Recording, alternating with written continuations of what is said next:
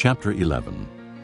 Now the people complained about their hardships in the hearing of the Lord, and when he heard them, his anger was aroused. Then fire from the Lord burned among them and consumed some of the outskirts of the camp. When the people cried out to Moses, he prayed to the Lord, and the fire died down. So that place was called Taberah, because fire from the Lord had burned among them. The rabble with them began to crave other food, and again the Israelites started wailing and said, "If only we had meat to eat!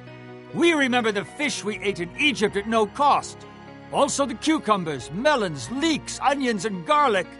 But now we have lost our appetite. We never see anything but this manna." The manna was like coriander seed and looked like resin. The people went around gathering it and then ground it in a hand mill or crushed it in a mortar. They cooked it in a pot or made it into cakes, and it tasted like something made with olive oil. When the dew settled on the camp at night, the manna also came down.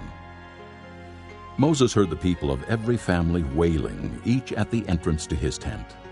The Lord became exceedingly angry, and Moses was troubled. He asked the Lord, "Why have you brought this trouble on your servant? What have I done to displease you, that you put the burden of all these people on me? Did I conceive all these people? Did I give them birth? Why do you tell me to carry them in my arms, as a nurse carries an infant, to the land you promised on oath to their forefathers? Where can I get meat for all these people? They keep wailing to me, 'Give us meat to eat.' I cannot carry all these people by myself. The burden is too heavy for me. If this is how you are going to treat me, put me to death right now, if I have found favor in your eyes, and do not let me face my own ruin." The Lord said to Moses, "Bring me 70 of Israel's elders, who are known to you as leaders and officials among the people. Have them come to the tent of meeting, that they may stand there with you. I will come down and speak with you there, and I will take of the Spirit that is on you, and put the Spirit on them. They will help you carry the burden of the people, so that you will not have to carry it alone. Tell the people, 'Consecrate yourselves in preparation for tomorrow, when you will eat meat.' The Lord heard you when you wailed, 'If only we had meat to eat. We were better off in Egypt.' Now the Lord will give you meat, and you will eat it. You will not eat it for just 1 day or 2 days, or 5, 10, or 20 days, but for a whole month, until it comes out of your nostrils and you loathe it, because you have rejected the Lord who is among you, and have wailed before him, saying, 'Why did we ever leave Egypt?'" But Moses said, "Here I am among 600,000 men on foot, and you say, 'I will give them meat to eat for a whole month.' Would they have enough if flocks and herds were slaughtered for them? Would they have enough if all the fish in the sea were caught for them?" The Lord answered Moses, "Is the Lord's arm too short? You will now see whether or not what I say will come true for you." So Moses went out and told the people what the Lord had said. He brought together 70 of their elders and had them stand around the tent. Then the Lord came down in the cloud and spoke with him. And he took of the Spirit that was on him and put the Spirit on the 70 elders. When the Spirit rested on them, they prophesied, but they did not do so again. However, 2 men, whose names were Eldad and Medad, had remained in the camp. They were listed among the elders, but did not go out to the tent. Yet the Spirit also rested on them, and they prophesied in the camp. A young man ran and told Moses, "Eldad and Medad are prophesying in the camp." Joshua, son of Nun, who had been Moses' aide since youth, spoke up and said, "Moses, my lord, stop them!" But Moses replied, "Are you jealous for my sake? I wish that all the Lord's people were prophets, and that the Lord would put his Spirit on them." Then Moses and the elders of Israel returned to the camp. Now a wind went out from the Lord and drove quail in from the sea. It brought them down all around the camp to about 3 feet above the ground, as far as a day's walk in any direction. All that day and night, and all the next day, the people went out and gathered quail. No one gathered less than 10 homers. Then they spread them out all around the camp. But while the meat was still between their teeth, and before it could be consumed, the anger of the Lord burned against the people, and he struck them with a severe plague. Therefore the place was named Kibroth-Hattaavah, because there they buried the people who had craved other food. From Kibroth-Hattaavah the people traveled to Hazeroth and stayed there.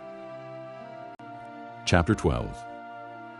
Miriam and Aaron began to talk against Moses because of his Cushite wife, for he had married a Cushite.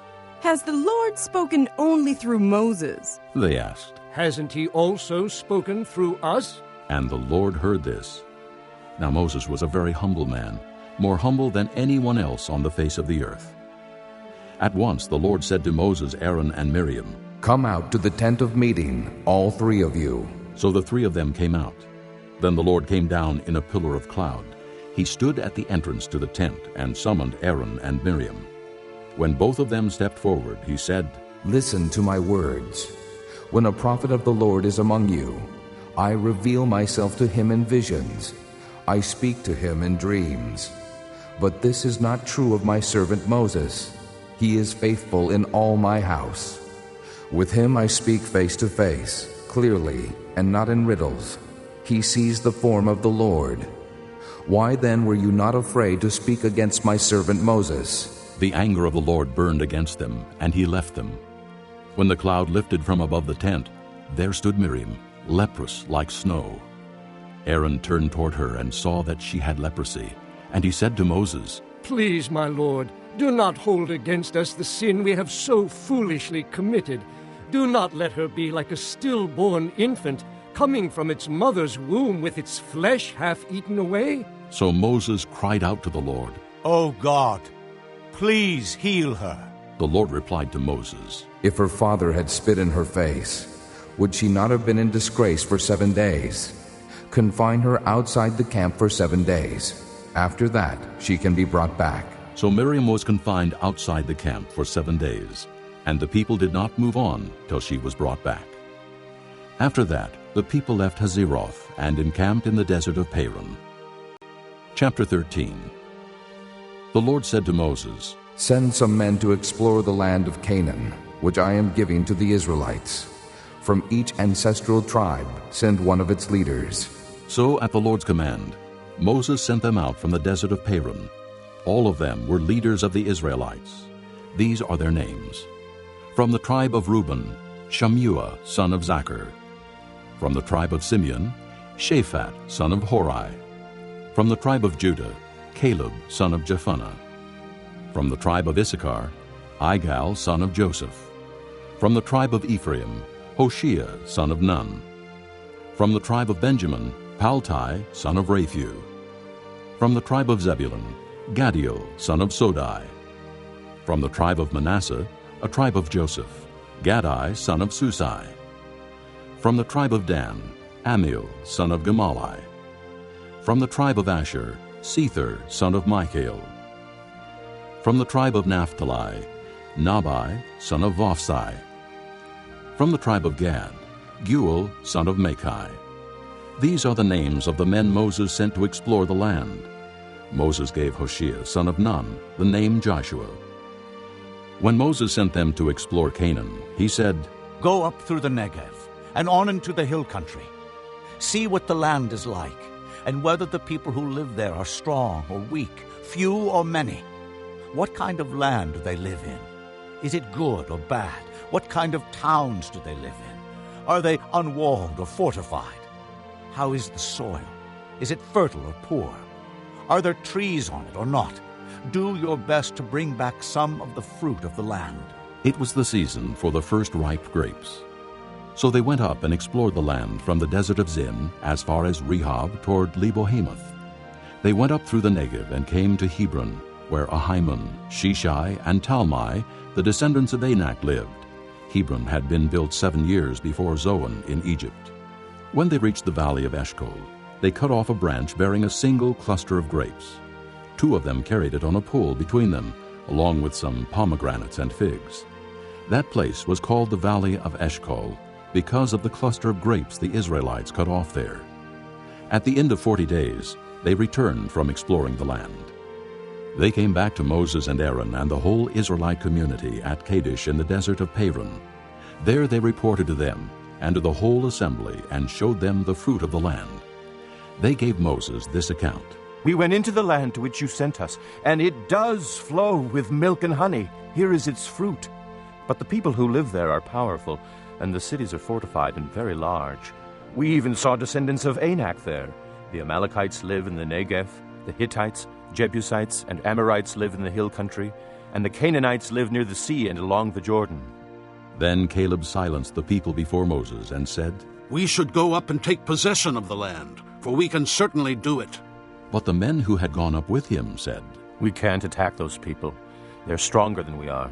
And they spread among the Israelites a bad report about the land they had explored. They said, The land we explored devours those living in it. All the people we saw there are of great size. We saw the Nephilim there. The descendants of Anak come from the Nephilim. We seemed like grasshoppers in our own eyes, and we looked the same to them. Chapter 14. That night all the people of the community raised their voices and wept aloud. All the Israelites grumbled against Moses and Aaron, and the whole assembly said to them, If only we had died in Egypt or in this desert! Why is the Lord bringing us to this land only to let us fall by the sword? Our wives and children will be taken as plunder. Wouldn't it be better for us to go back to Egypt? And they said to each other, We should choose a leader and go back to Egypt. Then Moses and Aaron fell face down in front of the whole Israelite assembly gathered there. Joshua son of Nun and Caleb son of Jephunneh, who were among those who had explored the land, tore their clothes and said to the entire Israelite assembly, The land we passed through and explored is exceedingly good. If the Lord is pleased with us, he will lead us into that land, a land flowing with milk and honey, and will give it to us. Only do not rebel against the Lord, and do not be afraid of the people of the land, because we will swallow them up. Their protection is gone, but the Lord is with us. Do not be afraid of them. But the whole assembly talked about stoning them. Then the glory of the Lord appeared at the tent of meeting to all the Israelites. The Lord said to Moses, How long will these people treat me with contempt? How long will they refuse to believe in me, in spite of all the miraculous signs I have performed among them? I will strike them down with a plague and destroy them, but I will make you into a nation greater and stronger than they. Moses said to the Lord, Then the Egyptians will hear about it. By your power you brought these people up from among them, and they will tell the inhabitants of this land about it.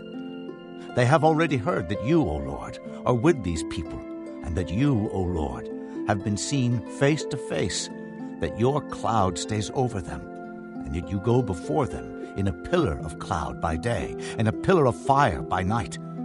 If you put these people to death all at one time, the nations who have heard this report about you will say, The Lord was not able to bring these people into the land he promised them on oath, so he slaughtered them in the desert. Now may the Lord's strength be displayed, just as you have declared. The Lord is slow to anger, abounding in love and forgiving sin and rebellion. Yet he does not leave the guilty unpunished. He punishes the children for the sin of the fathers, to the third and fourth generation. In accordance with your great love, forgive the sin of these people, just as you have pardoned them from the time they left Egypt until now. The Lord replied, I have forgiven them as you asked. Nevertheless, as surely as I live, and as surely as the glory of the Lord fills the whole earth, not one of the men who saw my glory and the miraculous signs I performed in Egypt and in the desert, but who disobeyed me and tested me 10 times, not one of them will ever see the land I promised on oath to their forefathers. No one who has treated me with contempt will ever see it. But because my servant Caleb has a different spirit and follows me wholeheartedly, I will bring him into the land he went to, and his descendants will inherit it. Since the Amalekites and Canaanites are living in the valleys, turn back tomorrow and set out toward the desert along the route to the Red Sea. The Lord said to Moses and Aaron, How long will this wicked community grumble against me? I have heard the complaints of these grumbling Israelites. So tell them, As surely as I live, declares the Lord, I will do to you the very things I heard you say. In this desert your bodies will fall, every one of you, 20 years old or more, who was counted in the census, and who has grumbled against me. not one of you will enter the land I swore with uplifted hand to make your home, except Caleb, son of Jephunneh, and Joshua, son of Nun. As for your children, that you said would be taken as plunder, I will bring them in to enjoy the land you have rejected. But you, your bodies will fall in this desert. Your children will be shepherds here for 40 years, suffering for your unfaithfulness, until the last of your bodies lies in the desert. For 40 years, 1 year for each of the 40 days you explored the land. You will suffer for your sins and know what it is like to have me against you. I, the Lord, have spoken, and I will surely do these things to this whole wicked community, which has banded together against me. They will meet their end in this desert. Here they will die. So the men Moses had sent to explore the land, who returned and made the whole community grumble against him by spreading a bad report about it. These men, responsible for spreading the bad report about the land, were struck down and died of a plague before the Lord. Of the men who went to explore the land, only Joshua son of Nun and Caleb son of Jephunneh survived. When Moses reported this to all the Israelites, they mourned bitterly. Early the next morning they went up toward the high hill country. "We have sinned," they said. "We will go up to the place the Lord promised." But Moses said, "Why are you disobeying the Lord's command? This will not succeed. Do not go up, because the Lord is not with you. You will be defeated by your enemies, for the Amalekites and Canaanites will face you there. Because you have turned away from the Lord, He will not be with you, and you will fall by the sword." Nevertheless, in their presumption, they went up toward the high hill country, though neither Moses nor the ark of the Lord's covenant moved from the camp. Then the Amalekites and Canaanites who lived in that hill country came down and attacked them and beat them down all the way to Hormah. Chapter 15. The Lord said to Moses, "Speak to the Israelites and say to them, after you enter the land I am giving you as a home, and you present to the Lord offerings made by fire, from the herd or the flock, as an aroma pleasing to the Lord, whether burnt offerings or sacrifices, for special vows or free will offerings or festival offerings. Then the one who brings his offering shall present to the Lord a grain offering of 1/10 of an ephah of fine flour, mixed with 1/4 of a hin of oil. With each lamb for the burnt offering or the sacrifice, prepare 1/4 of a hin of wine as a drink offering.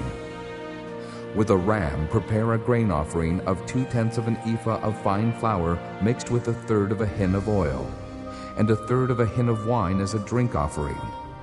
Offer it as an aroma pleasing to the Lord. When you prepare a young bull as a burnt offering or sacrifice for a special vow or a fellowship offering to the Lord, bring with the bull a grain offering of 3/10 of an ephah of fine flour mixed with 1/2 a hin of oil. Also, bring 1/2 a hin of wine as a drink offering. It will be an offering made by fire, an aroma pleasing to the Lord. Each bull or ram, each lamb or young goat, is to be prepared in this manner. Do this for each one, for as many as you prepare. Everyone who is native-born must do these things in this way when he brings an offering made by fire, as an aroma pleasing to the Lord. For the generations to come, whenever an alien or anyone else living among you presents an offering made by fire as an aroma pleasing to the Lord, he must do exactly as you do. The community is to have the same rules for you and for the alien living among you. This is a lasting ordinance for the generations to come.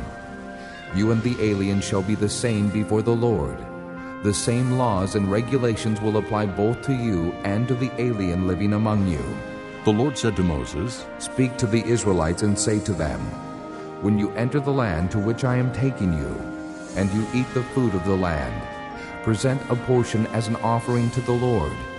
Present a cake from the first of your ground meal, and present it as an offering from the threshing floor. Throughout the generations to come, you are to give this offering to the Lord from the first of your ground meal. Now, if you unintentionally fail to keep any of these commands the Lord gave Moses, any of the Lord's commands to you through him, from the day the Lord gave them and continuing through the generations to come, And if this is done unintentionally without the community being aware of it, then the whole community is to offer a young bull for a burnt offering as an aroma pleasing to the Lord, along with its prescribed grain offering and drink offering, and a male goat for a sin offering. The priest is to make atonement for the whole Israelite community, and they will be forgiven, for it was not intentional, and they have brought to the Lord for their wrong an offering made by fire and a sin offering.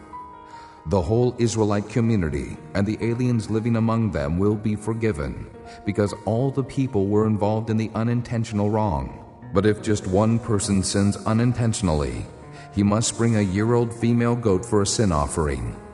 The priest is to make atonement before the Lord for the one who erred by sinning unintentionally, and when atonement has been made for him, he will be forgiven.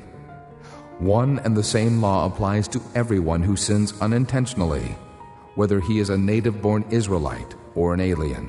But anyone who sins defiantly, whether native-born or alien, blasphemes the Lord, and that person must be cut off from his people.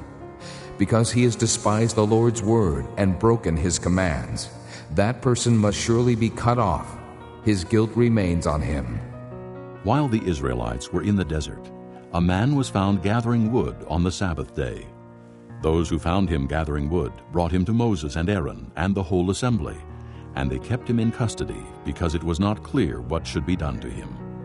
Then the Lord said to Moses, "The man must die. The whole assembly must stone him outside the camp." So the assembly took him outside the camp and stoned him to death, as the Lord commanded Moses. The Lord said to Moses, "Speak to the Israelites and say to them, throughout the generations to come, you are to make tassels on the corners of your garments, with a blue cord on each tassel. You will have these tassels to look at, and so you will remember all the commands of the Lord, that you may obey them, and not prostitute yourselves by going after the lusts of your own hearts and eyes. Then you will remember to obey all my commands, and will be consecrated to your God. I am the Lord your God, who brought you out of Egypt to be your God. I am the Lord your God."